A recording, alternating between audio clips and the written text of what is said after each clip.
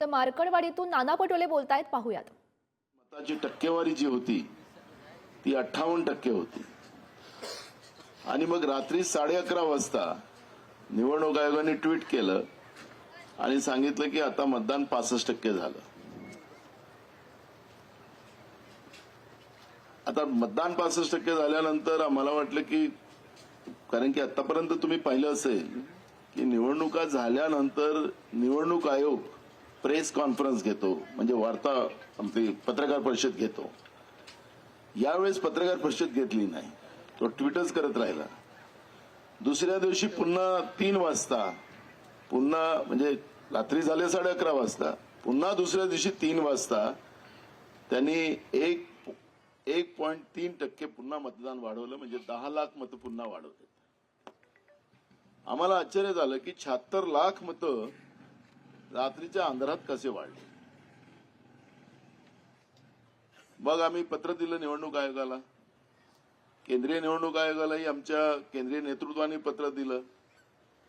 आम्ही राज्याच्या निवडणूक आयोगाला दिलं. राज्याचा निवडणूक आयोग सांगतो की 1 लाख बूथ आपल्या महाराष्ट्रामध्ये आहे, आपलं राज्य मोठं आहे आणि प्रत्येक बूथवर 76 मतं झालीत, म्हणजे 76 लाख होतात. मी त्यांना सांगितलं की तुमच्याजवळ एक व्यवस्था आहे की व्हिडिओ फोटो सगळे घेतात ना, आपण पाहतो ना मतदान जातो त्यावेळेस व्हिडिओ पण असतो.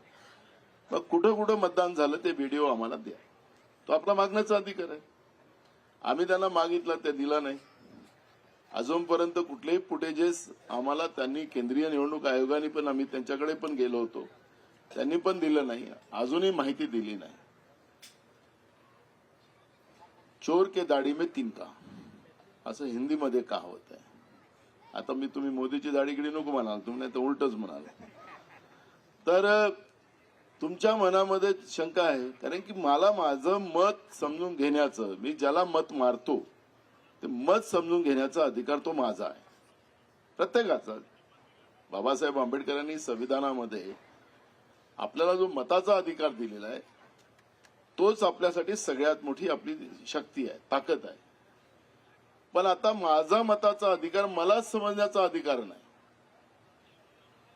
आपल्या गावांनी जी सुरुवात केली, मी तुम्हाला शालूट याच्यासाठी केलं की आपल्या गावांनी जी सुरुवात केली ही देश पातळीवर खऱ्या अर्थानं जे लोकांचा आवाज जो दबला होता की काय कसं बोलावं, कारण की मीडियात बोललं तर मीडिया म्हणते हारलं, तर म्हणून हे लोक बोलतात.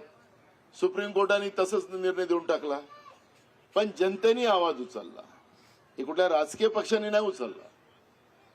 या भागाचे आमचे आता नवनिर्वाचित आमदार उत्तमरावजी जानकर साहेब, तुम्ही आवाज उचलल्यानंतर ते तुमच्यामध्ये सामील झाले, पण आखरी पहिल्यांदा आवाज तुम्ही उचलला गावकऱ्यांनी, की मी दिलेलं मत